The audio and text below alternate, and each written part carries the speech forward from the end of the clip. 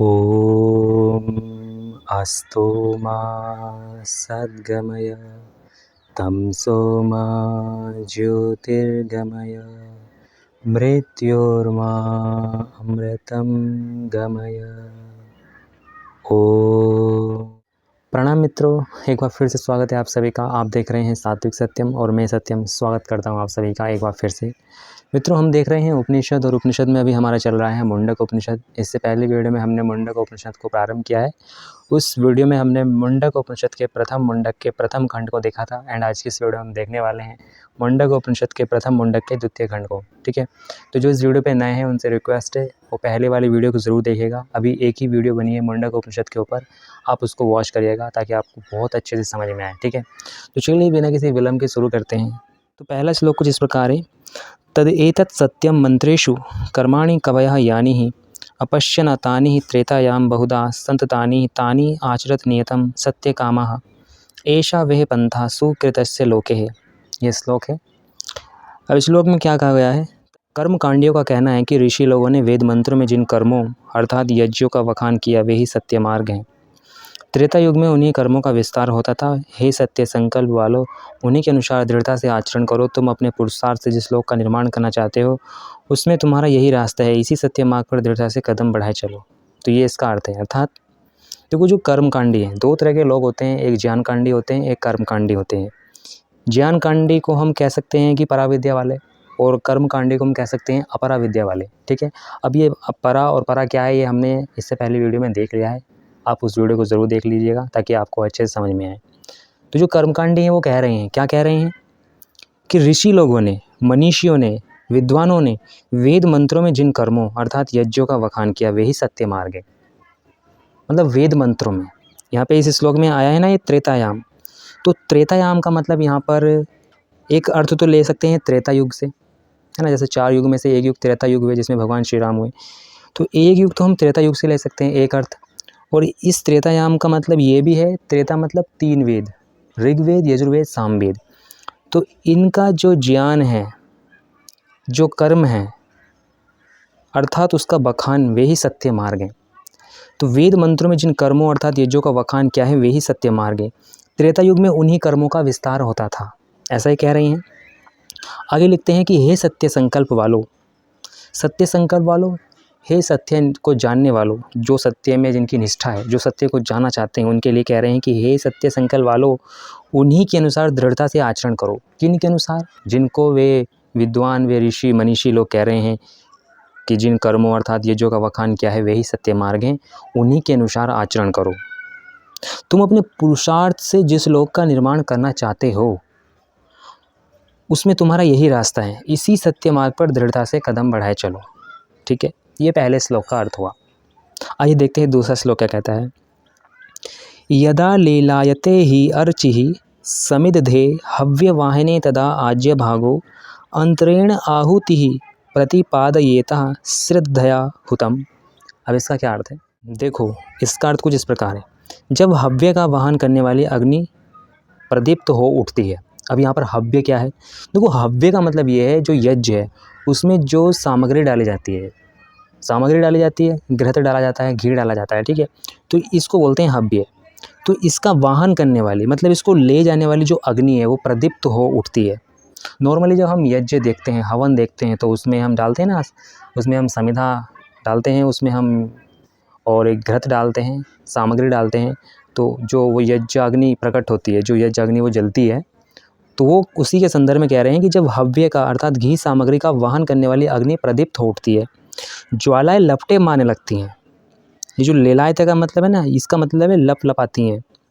ज्वालाएं लपटे मारने लगती हैं, तब बीच में श्रद्धा से आज्य भागा आहुति नाम की 2 आहुतियाँ डाली जाती हैं। ये इसका अर्थ है। अब देखो, मैं आपको थोड़ा सा इसको विस्तार में बताता हूँ। मैं नहीं जानता आप यज्ञ के विषय में कितना जानते हैं, नहीं जानते या जानते भी होंगे। देखो, पहले काल में क्या होता था, पहले टाइम में, पहले जो यज्ञ इत्यादि किए जाते थे, यज्ञ हवन जिसको हम बोलते हैं, वो किए जाते थे। लेकिन आज के समय में उनका प्रचलन कम होता गया। हालांकि अभी भी होते हैं पर इतने नहीं होते जितने पहले टाइम में होते थे। तो ये कह रहे हैं कि जो ये यज्ञ है ना, यज्ञ, इस यज्ञ में क्या होता है, इसमें 4 आहुतियाँ विशेष होती हैं। उन्हीं 4 आहुतियों की बात यहाँ पर की जा रही है। उत्तर दिशा में एक आहुति दी जाती है पश्चिम से पूर्व की ओर। इसी प्रकार दक्षिण दिशा में एक आहुति दी जाती है पश्चिम से पूर्व की ओर, ठीक है। शेष 2 मध्य में दी जाती हैं।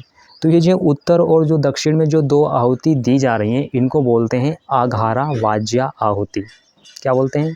आघारा वाज्या आहुति, ठीक है। लेकिन जो बीच में जो 2 आहुतियाँ दी जा रही हैं, उसको क्या बोलते हैं? उसको बोलते हैं आज्य भागाहुति। आज्य भागाहुति उसको बोलते हैं। तो ये यहाँ पर कह रहे हैं कि जब हव्य का वाहन करने वाली अग्नि प्रदीप्त होती है, मतलब जब यज्ञ कुंड में अग्नि जल जाती है, ज्वालाएं लपटें मारने लगती है, तब बीच में श्रद्धा से आज्य भागाहुति नाम की 2 आहुतियाँ डाली जाती हैं। ओम प्रजापते स्वाहा इदम प्रजापते इदं नमः, ओम इंद्राय स्वाहा इदम इंद्राय इदं नमः। ये 2 आहुतियाँ डाली जाती हैं, इनको बोलते हैं आज्य भागाहुति, ठीक है। और ये तब डाली जाती हैं जब अग्नि की जो ज्वालाएं हैं जो लपटें मारने लगती है। ऐसा नहीं है कि हमारे ठीक से हमारी यज्ञाग्नि प्रज्वलित नहीं हुई और हम आहुतियाँ डाल रहे हैं, ऐसा नहीं। जब ठीक प्रकार से भली प्रकार से हमारी जो यज्ञाग्नि है उसकी जो ज्वालाएं हैं जब वो लपटें मारने लगे, जब वो अच्छे प्रकार से जलने लगे, तब हम बीच में श्रद्धा से भाव से आज्य भागाहुति देते हैं। तो ये इसका अर्थ है। तो आज जो हम ये पढ़ रहे हैं इसमें यज्ञ के विषय में थोड़ा बता रहे हैं कि आज्य भागाहुति डाली जाती हैं। और अब आगे तीसरे श्लोक में ये बताएंगे अग्निहोत्र के विषय में कि अग्निहोत्र करना चाहिए और अग्निहोत्र में क्या क्या गलती हमको नहीं करनी चाहिए। अगर हम ये गलतियाँ अग्निहोत्र करते समय करते हैं तो हमारे जो अगले 7 जन्म हैं वो नष्ट हो जाते हैं। मतलब हम अपने 7 जन्मों को नष्ट कर देते हैं। नष्ट करने से मतलब क्या है? हम जैसे हमारा ये जन्म है ना, ऐसे ही हमारे जो 7 जन्म है, जो हमारे 7 लोक हैं, उनको हम पूरी तरह से अपने ही हाथों नाश कर लेते हैं। अब ये तीसरे श्लोक में क्या कहते हैं ये देखते हैं। यस्य अग्निहोत्रम अदर्शम अपूर्णमासम अचतुर्यमासम अनाग्रहणम अतिथिवर्जितम च अहुतम अवैश्वदेवम अविधिना हुतम तस्य आसप्तमान लोकान हिनस्ति ही। अर्थात देखो, पहले इसका अर्थ पढ़ के बताता हूँ। अगर अग्निहोत्र उक्त प्रकार का न हो, ये जो अग्निहोत्र है ना, अग्निहोत्र, ये अग्निहोत्र और यज्ञ दोनों सेम सही शब्द हैं, कोई खास इसमें अंतर नहीं है।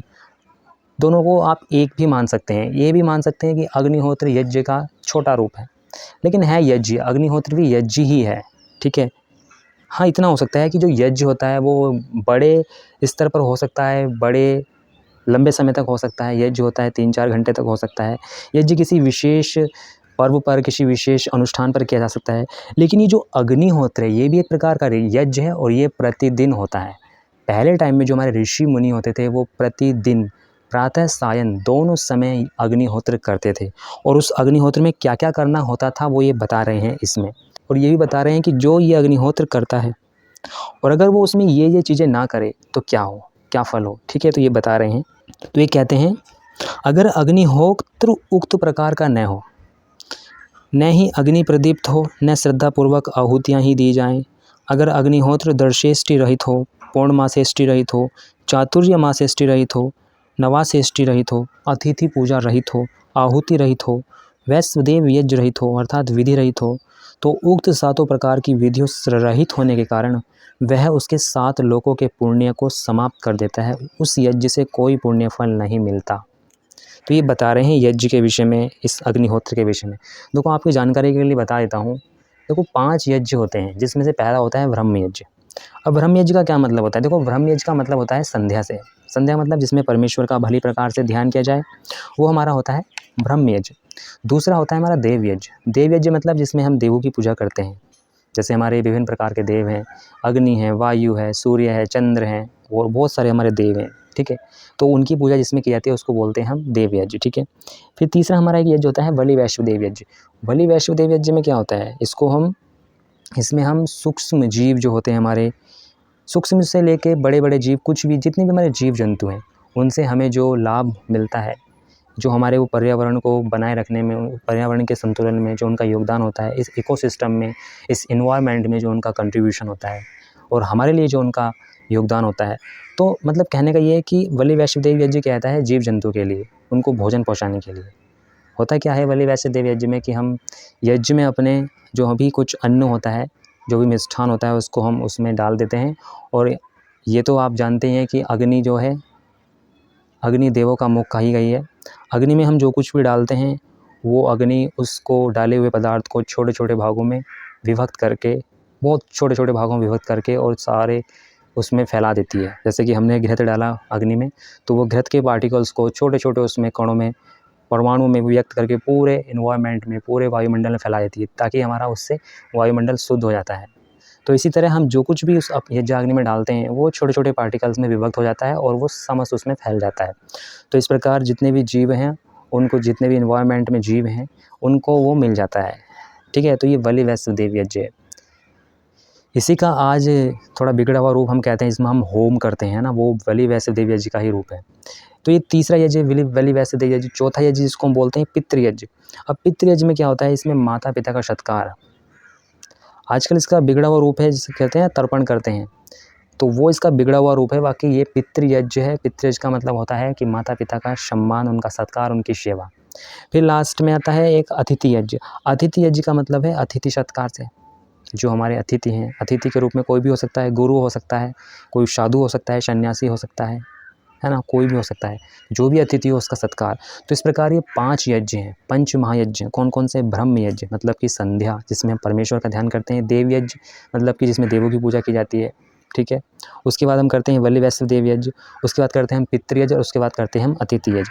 तो ये यज्ञ होते थे, ये यज्ञ 5 यज्ञ होते थे और ये पहले किए जाते थे। अब तो खैर इनमें कोई इनको करता नहीं है। कुछ लोग हैं जो अभी भी करते हैं, जो बहुत अच्छा काम कर रहे हैं, जो अभी भी इतना सीरियस हैं अपनी संस्कृति के प्रति, यज्ञ को लेकर के वे सुबह शाम यज्ञ करते हैं, अग्निहोत्र करते हैं। बहुत अच्छी बात है जो करते हैं। तो ये मैंने थोड़ा सा यज्ञ के विषय में आपको बताया।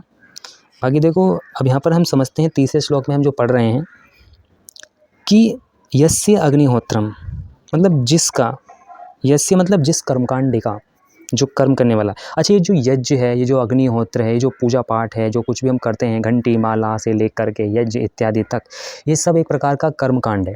ठीक है, तो ये जो कर्मकांड है इसको करने वाले कौन है? हम लोग, हम कर्मकांडी हुए। तो ये कह रहे हैं कि यस्य मतलब जिस कर्मकांडी का, अग्निहोत्रम मतलब अग्निहोत्र, ये यज्ञ कह दीजिए। देखो अदर्शम, अदर्शम का मतलब ये बता रहे हैं अमावस्या अष्टि के बिना, अर्थात इसको समझने से पहले हम दर्शम समझ लेते हैं। देखो दर्शम जो है, दर्शम ये एक प्रकार का यज्ञ है जो कृष्ण पक्ष के अंत में, देखो 2 पक्ष होते हैं ना हमारा, कृष्ण पक्ष और शुक्ल पक्ष। तो कृष्ण पक्ष के अंत में अमावस्या पर जो यज्ञ किया जाता है उसे अमावस्या अष्टि कहा जाता है। ठीक है, अमावस्या पर, अमावस्या के अवसर पर जो यज्ञ किया जाता है उसको बोलते हैं हम अमावस्या अष्टि। ठीक है, इसी तरह कह रहे हैं पौर्णमासम। अब पौर्णमासम क्या है? पौर्णमासम को बोलते हैं शुक्ल पक्ष के अंत में, मतलब कि पूर्णिमा तिथि पर जो यज्ञ किया जाता है उसको बोलते हैं पौर्णमास अष्टि। ठीक है, इसी तरह कह रहे हैं आगे चातुर्मास्यम। चातुर्मास्यम का मतलब है 4-4 मास के अंतराल पर जो यज्ञ किया जाता है। जैसे कि हमारे 12 मास होते हैं, तो 4-4 मास के अंतराल पर, महीनों के अंतराल पर जो यज्ञ किया जाता है, जो अग्निहोत्र किया जाता है उसको बोलते हैं चातुर्मास्यम। जैसे स्पेसिफिकली अगर हम बात करें तो जुलाई से लेके अक्टूबर तक, जुलाई अगस्त सितंबर अक्टूबर, ये जो वर्षा के दिन होते हैं, ये जो बरसात के दिन होते हैं, जो मानसून के दिन होते हैं, इसमें पहले क्या होता है, प्रतिदिन यज्ञ करना होता था, क्योंकि इस समय सबसे अधिक बीमारियां पनपती हैं वातावरण से, है ना। तो पहले क्या होता था, इन दिनों तो बिल्कुल प्रतिदिन यज्ञ करना अनिवार्य समझा जाता था। आजकल नहीं कहता, पर ये चातुर्मास्यम का मतलब है यही है कि 4 मास के अंतराल पर यज्ञ करना होता था, डेफिनेटली करना होता था, निश्चित रूप से करना होता था।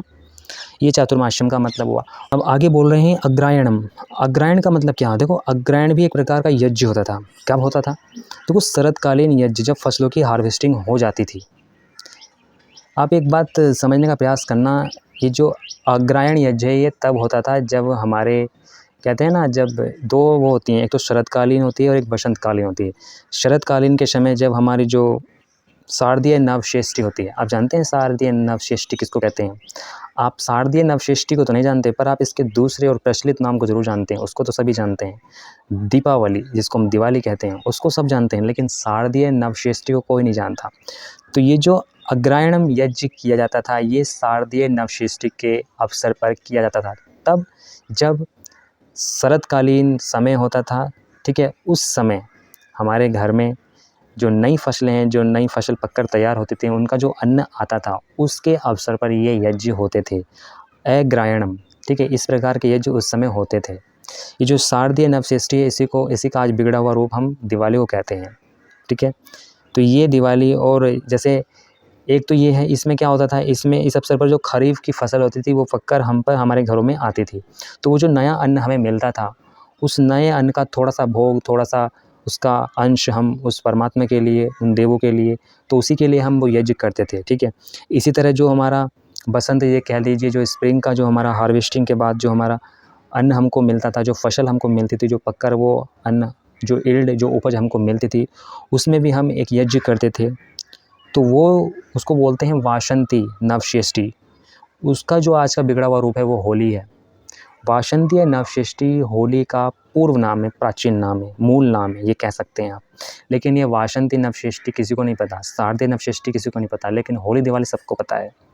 ठीक है, तो ये हमारी बहुत ही प्राचीन संस्कृति है जिसको हम भूल बैठे हैं। तो ये हमको समझना है कि जो अग्रहण यज्ञ होते थे, इसका क्या मतलब है कि शरद ऋतु में उत्पन्न हुई नई फसलों के अन्न आने पर जो यज्ञ किया जाता था, मतलब शारदीय नवषष्ठी पर जो यज्ञ होता था उसको अग्रहण बोलते थे।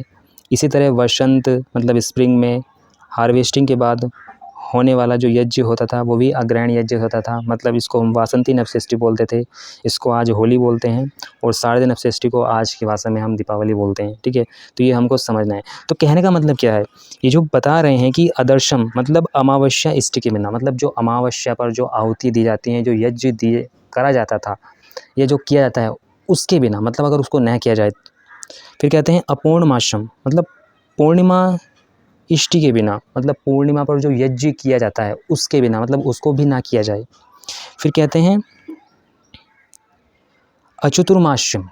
अचतुर्मास्यम मतलब चातुर्मास्य इष्टि के बिना। मैंने जो आपको बताया कि 4-4 मास के अंतर पर जो ये यज्ञ किया जाता है, अगर इसको भी नहीं किया जाए, मतलब इसको भी छोड़ दिया जाए।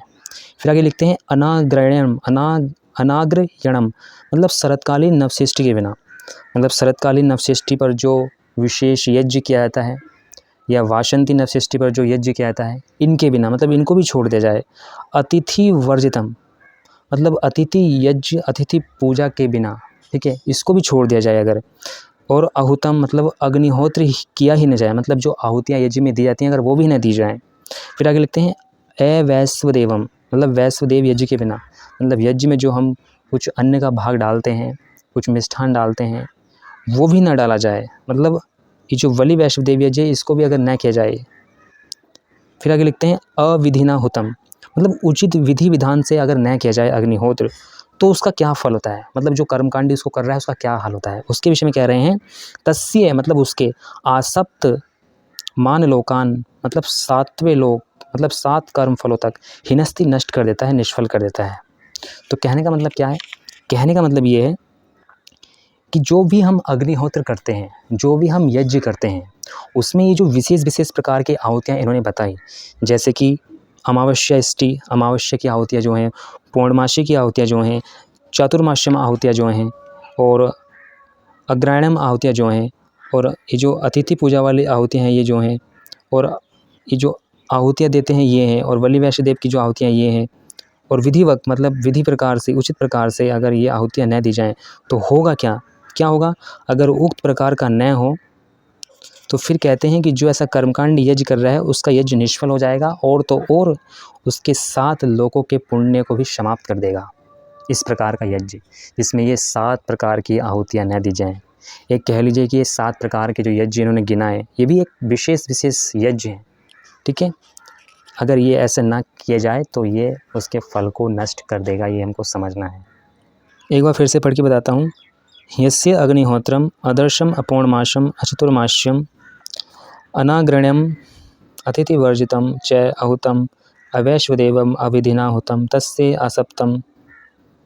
आसप्तमान लोकान हिनस्ति। अर्थात अगर अग्निहोत्र उक्त प्रकार का न हो, उक्त प्रकार का मतलब जो प्रकार ये बता रहे हैं, अगर अग्निहोत्र इन प्रकारों का ना हो, जैसे कि न अग्नि ही प्रदीप्त हो, मतलब हम अग्निहोत्र कर रहे हैं और उसमें अग्नि ठीक प्रकार से जल ही नहीं रही, न श्रद्धापूर्वक आहुतियाँ ही दी जाएँ, मतलब अग्निहोत्र किया जा रहा है और उसमें श्रद्धापूर्वक आहुतियाँ नहीं दी जा रही, ऐसी खाना पूर्ति की जा रही है ज़बरदस्ती, है ना, जल्दी जल्दी करा जा रहा है काम। अगर अग्निहोत्र दर्शेष्टि रहित हो,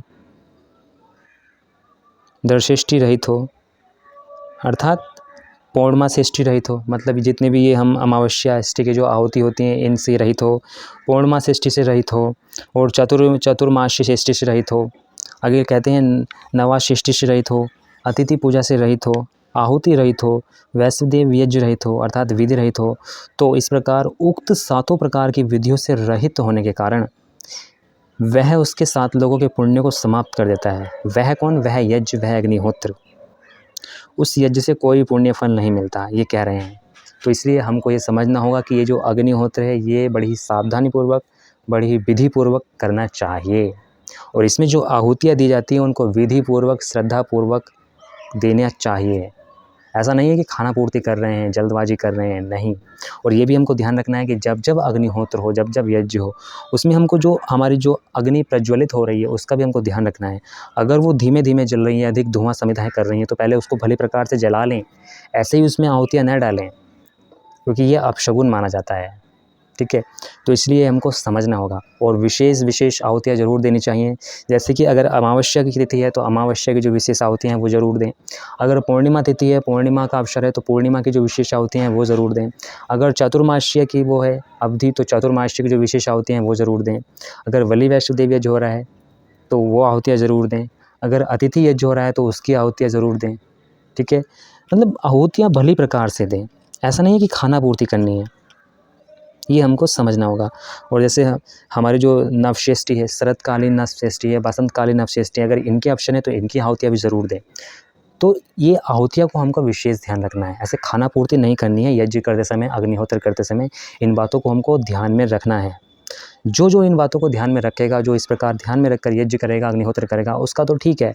लेकिन जो इन आहुतियों को ध्यान में रखकर यज्ञ नहीं करेगा, जो अग्निहोत्र को इस प्रकार भली प्रकार विधिपूर्वक नहीं करेगा, उसके लिए कह रहे हैं कि उसके पुण्य नष्ट हो जाएंगे। ये जन्म तो नष्ट होगा ही होगा, लेकिन जो उसके आने वाले जो 7 जन्म हैं, 7 लोक हैं, वो भी नष्ट हो जाएंगे। मतलब वो अपने हाथों खुद अपना नाश कर लेगा, ठीक है। तो ये हमको समझना है।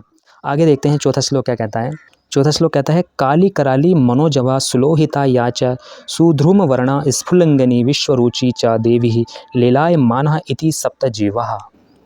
ये इसका अर्थ क्या है? इसका अर्थ ये बता रहे हैं कि लपटे मारते हुए यज्ञाग्नि रूपी देवी की 7 जिह्वाएं हैं। वे जिह्वाएं हैं काली कराली, मन के समान वेग से उठने वाली मनोजवा, रक्त वर्ण वाली सुलोहिता, ध्रुम युक्त सुधर्म वर्णा, चिंगारियों वाली स्फुलिंगिनी और भिन्न भिन्न रूपों वाली विश्वरुचि।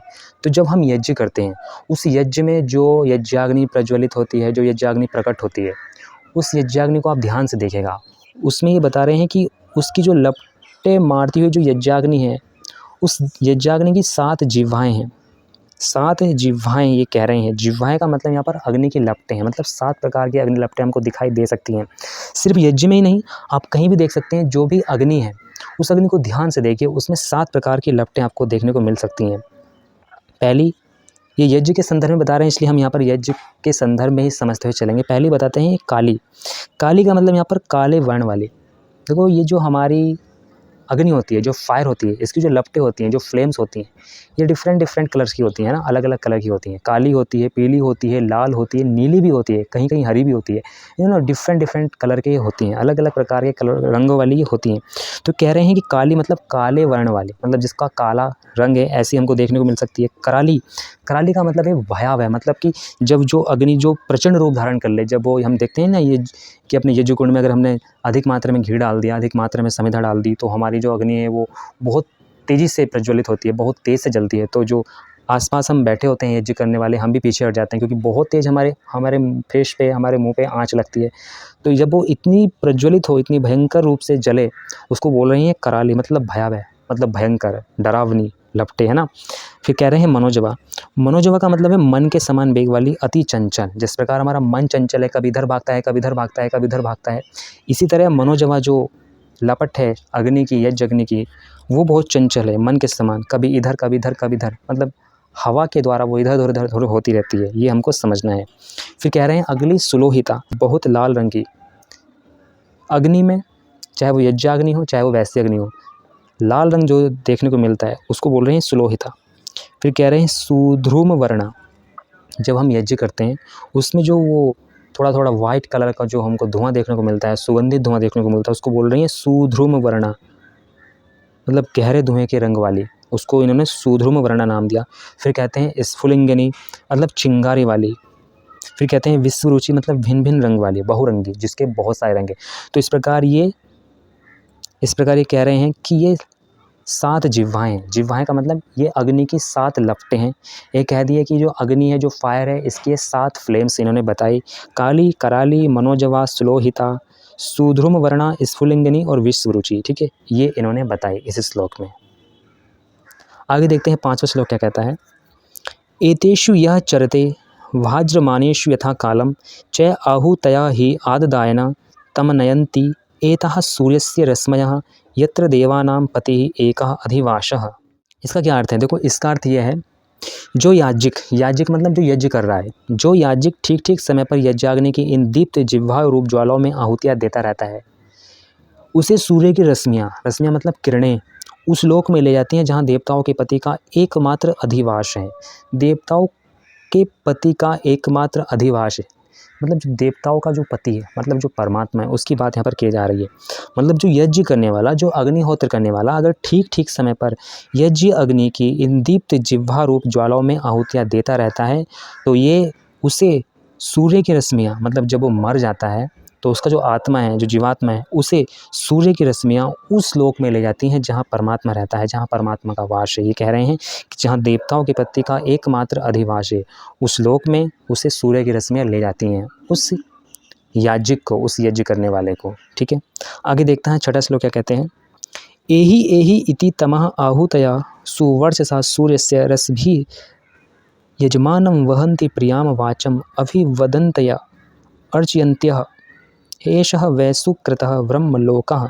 इसका अर्थ ये उसी के रूप में बता रहे हैं जो हमने इससे पहले देखा कि वही तेजों में आहुतियाँ सूर्य की रश्मियों के साथ यजमान को आइए आइए ऐसी मीठी वाणी बोलती हुई, इसकी स्तुति करती हुई उसे वहन करके ले जाती हैं और कहती हैं, तुम्हारे सुकृत से यह पुण्य ब्रह्मलोक तुम्हें प्राप्त हुआ। मतलब जो याज्ञिक यज्ञ करता है, ठीक ठीक प्रकार से यज्ञ करता है, उसे सूर्य की रश्मियाँ उस लोक में ले जाती हैं जहाँ परमात्मा रहता है। और उसी के लिए कह रहे हैं कि जो तेजों में आहुतियाँ सूर्य की रश्मियों के साथ यजमान को ऐसे बुलाती हैं, आइए आइए। एही एही मतलब आ है ना, एही एही मतलब आइए आइए, ऐसी मीठी वाणी बोलते हैं, कह रहे हैं ना, ऐसी मीठी वाणी बोलते हुए उसकी स्तुति करते हुए उसे वहन करके ले जाती हैं और कहती हैं, तुम्हारे सुकृत से तुम्हें यह ब्रह्मलोक प्राप्त हुआ। ठीक है, तो ये बातें हमने थोड़ी सी जानी। बाकी आज की इस वीडियो में इतना ही रखते हैं। आगे इससे आने वाली वीडियो में हम जानेंगे ये जो हमने आज देखा कर्मकांड, यज्ञ और ये जो कुछ भी हमने देखा, इसकी क्या निरर्थकता है, उसके विषय में जानेंगे अगली वीडियो में। तब तक के लिए आप अपना ध्यान रखिए, बने रहिए वीडियो में हमारे साथ। आप अपनी राय रख सकते हैं कमेंट बॉक्स में, आपको ये वीडियो कैसे लगी। अगर वीडियो आपको पसंद आया, वीडियो अच्छी लगी तो वीडियो को लाइक कर सकते हैं। चैनल पर यदि आप नए हो और ऐसी वीडियोज़ को आप देखना चाहते हैं तो चैनल को सब्सक्राइब कर सकते हैं। मैं मिलूँगा आपसे अगले वीडियो में, तब तक के लिए आप अपना ध्यान रखिए। बाकी माफ़ी चाहूँगा आप सभी से, क्योंकि बहुत सारी भूल चूक हुई होंगी। भूल चूक होना स्वाभाविक है, क्योंकि हम इतने विद्वान तो है नहीं कि भाई बिना भूल चूक के हम अपनी बातों को रख सकें। बहुत सारी भूल चूक हुई होंगी, उसके लिए आपसे हाथ जोड़ के माफ़ी मांगता हूँ। बाकी अपना ध्यान रखिए, उस परमेश्वर के नाम का जप करते रहिए। ओम सच्चिदानंद ईश्वराय नमो नमः।